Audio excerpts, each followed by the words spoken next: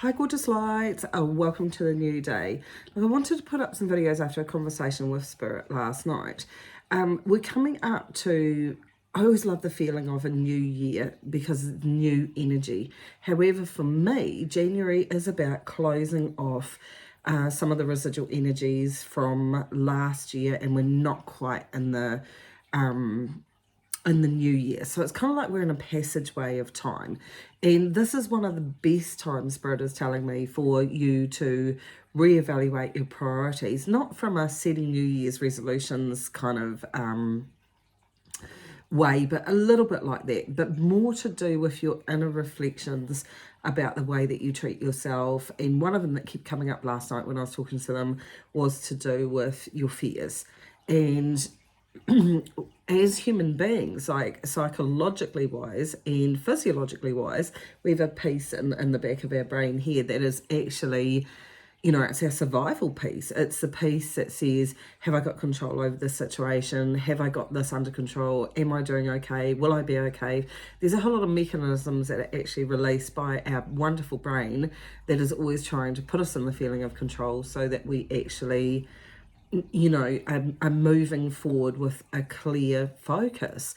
And it doesn't always work that way, simply because, we have that intention maybe, but then we have these external circumstances that can sometimes be incredibly triggering for us, because nobody actually likes that feeling of circumstances happening that are out of control or out of our own control.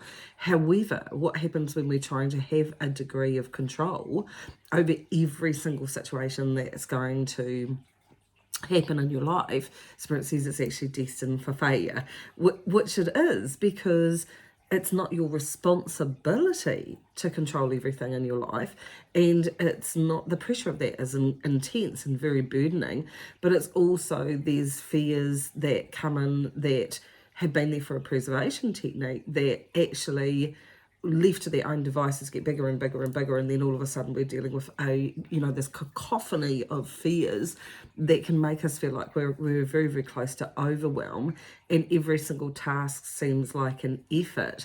And I'm very, very aware that for 2023 there's a lot of people that felt like they were on this roller coaster, an emotional roller coaster, but also a series of events that are actually beyond their control. Now, Spirit is very clear when it comes to fears that you have to actually break things down to bite-sized pieces. And one of the ways that you can break things down to bite-sized pieces is actually kind of like reining your brain back in again from where it's kind of wandering all over the place. Now, I have a saying that my clients will be quite used to me saying, which is, good grief, your brain feels like, to me, like it's a ferret on a lead. The ferrets can be ridiculously hard to train, and they wander off all over the place. And there's a mastery of self, or an awareness of self, as we're coming into the January and 6 months refocus energy, that is going to require you to actually look at why perhaps you're letting your fears control you, or your brain is sliding towards fears, which won't necessarily always happen. And I quite often, when I challenge clients, particularly clients that have anxiety, and say, well, okay, tell me where in the last 6 months the things that you were really anxious about, or the fears that you actually really had, actually played out to the degree that your mind told you that they were going to play out. And quite often underneath that fear is just a fear of conflict, or a fear of escalation of a series of events that potentiality can make the series of events worse than what actually happened. Now, we're all guilty of this, and I'm not going to say, we're talking about mastery of self here, and this is not easy when you think, for whatever age that you are, you may have let your brain have your thoughts and brain have complete control over where it led you, when in reality, the completest opposite is actually the truth of what you're actually able to do. Spirit talks a lot, they're just mentioning mind mastery, and mastery of mind being one of the pivotal earth plane experiences for a soul, because basically your soul intrinsically knows what's going on for you. The universe is always working for you to get you to learn and grow and expand. and we kind of had this perpetual fight with the human brain. What an amazing experience. So it's a little bit, and I know I can say that very tongue-in-cheek, having had my own experiences and having to navigate through them, sometimes in my mind not as successfully as what I would like to, but always with the realization that the person that I'll be after the experience is going to be wiser, going to be stronger, going to be more understanding, and holding on to the fact that it makes me more compassionate, because I do have an agreement with Spirit to be fully present in experiences and collective consciousness changes, so that I can actually help other people understand what they're going through. So I kind of signed up for absolutely everything so I could have that experience, so I could sit in empathy and compassion and talk and walk other people through that as well. So I don't resent that at all, and I've come to an understanding in my life that I actually don't resent any of the experiences that I'm actually having. All of them will teach me about myself. So this is mastery of understanding at exactly the same time. And there's very, very huge inroads that you need to congratulate yourself on as you navigate through this process. Now, particularly as I'm directing this towards, or if you're following me or you listen to videos, then you yourself are awake and aware and actually navigating through all these processes at exactly the same time. So we know about the dark night of the soul, and we know about, and I probably will talk about these things, but the dark night of the soul, where we kind of shed a whole lot of illusions about who we think that we're supposed to be, to come down to the nitty gritty.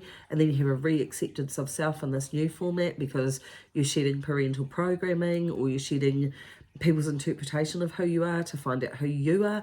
And all of this is part of a soul journey, and it's also part of a collective soul journey, but we're all at different stages of evolution. And within that is running the gauntlet of the fears that I was talking about as well. So I wanted to kind of, after all that talking at you, I wanted to kind of share a technique that Spirit has actually taught me to do, and it's not a new technique.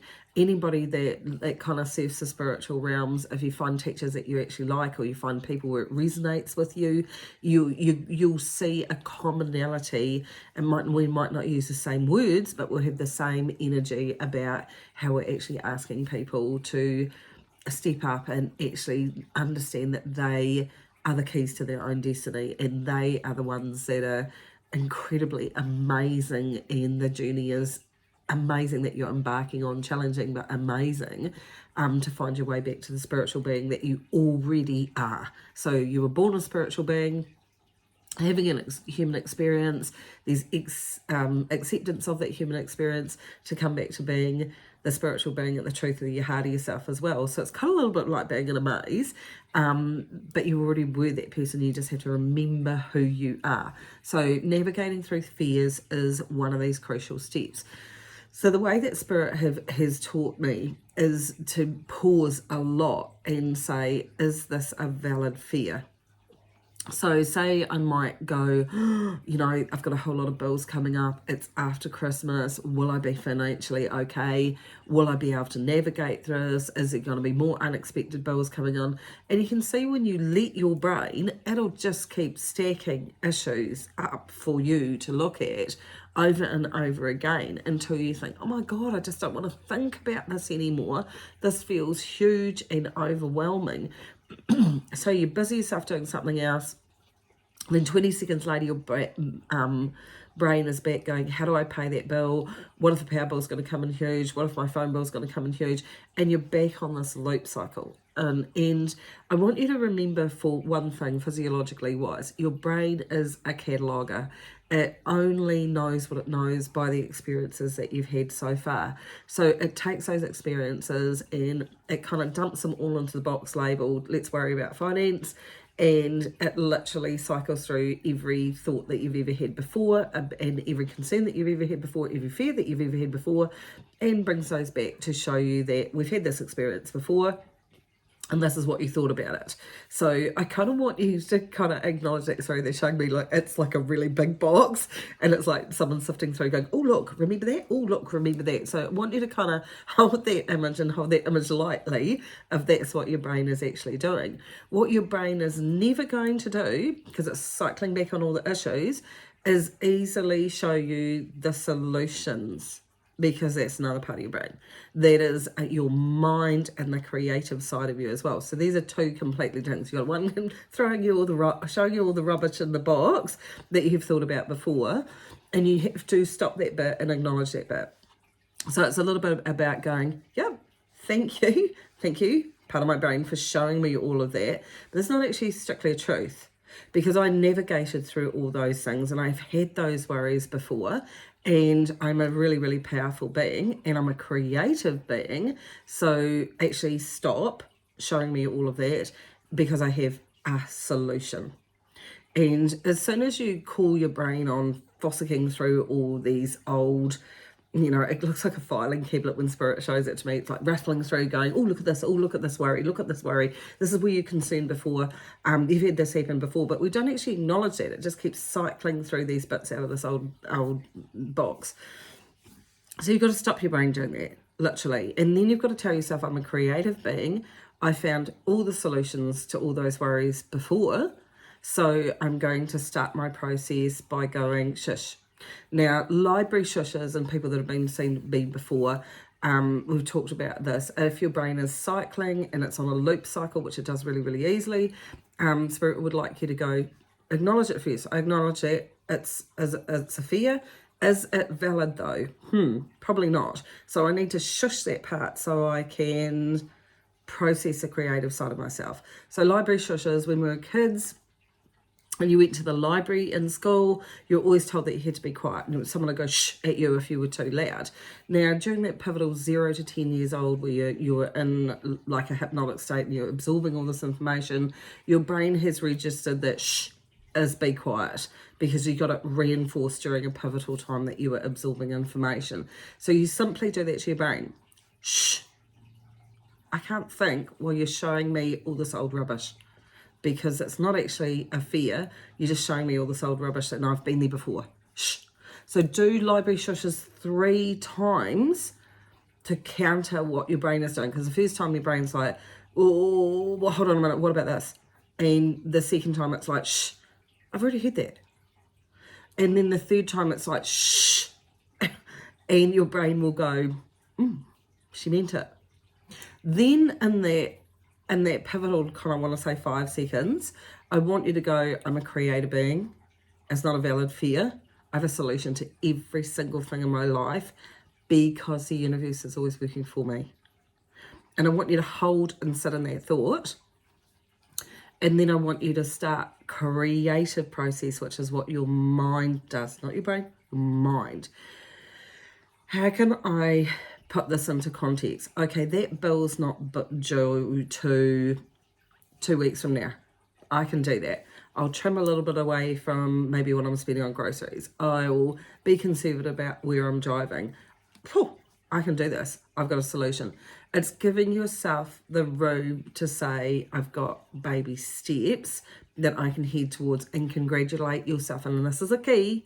Congratulate yourself for every single one of those baby steps that you actually take.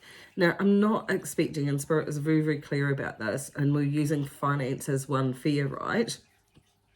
But the key is stopping the process. And it's very important to stop the process before it's accelerated, and before your brain is just dragging you through this old box and showing you every single thing that's ever happened before.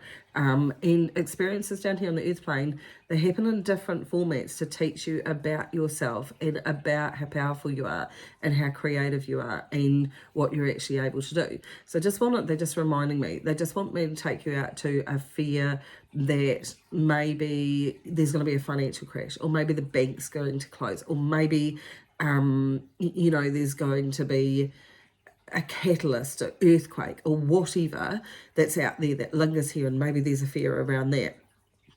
I ask you to do the same thing. Go stop your brain and actually go, is this a valid fear? But then if it's a bigger, or it's at a global level, I want you to do this. I want you to say to yourself, am I personally responsible for that thought? Am I personally responsible for the thought that there may be something global happen? Am I personally responsible for the health and well-being of humanity? Am I personally responsible for that? Now, the answer is always going to come up no. Then I want you to go underneath it and I want you to go, why am I making myself personally responsible for that? I want you to go underneath that again. Is it because when I grew up I got lots of responsibility on me? Is it because I'm a caring person and I think I'm supposed to take responsibility for that? Spirit is very, very clear to get to the bottom, When you get to the bottom and you're kind of going, oh God, I don't know why I'm thinking this. I want you to talk to that part of yourself and say, I forgive you for thinking that you're personally responsible for this. I forgive you for thinking and taking personal responsibility for this, because you don't need to. And then I want you to breathe that understanding that no one asked you to take personal responsibility for global events or situations. And I want you to sit in the absolute peace and calm of that knowledge of knowing that no one asked you to take personal responsibility. Why am I putting that pressure on myself? And I can let that go. And then I want you to follow that up with, I love and appreciate myself and I'm a creative being and I can actually handle anything. So then I want you to redirect your thoughts to what you can do in this moment. I can focus on what I've got with gratitude. I can have an appreciation for what I've actually got, and I can know that I can do this day without having to look at the next day or in 10 years time or whatever. I can do this day to the best of my abilities and refocus onto that. And that is a little bit of to do with mind mastery as well, and it's a little bit to do with helping you actually deal with your fears, deal with your concerns. If you have fears about other family members and the choices they're making, I would like you to also do this as well. I would like you to deeply honour that each soul down here has got their individualised journey to do, no matter how tough that seems. If it's your kids, if it's your loved ones, or whatever the experiences that they're here are uniquely for them. And I want you to do this. I want you to just love them. Now, if you've fallen out with them, just love them. Energetically send all the love that you actually can, and understanding and empathy that from their perspective, their journey is very charged and very triggering, and you're not here to fix that for them. Your journey is your journey. And it's sometimes getting your head around that as well, because we love to interfere in other people's lives. We love to try and help them, and we love to try and think that we're helping people be the best that they can. That is their evolution. That is not your responsibility.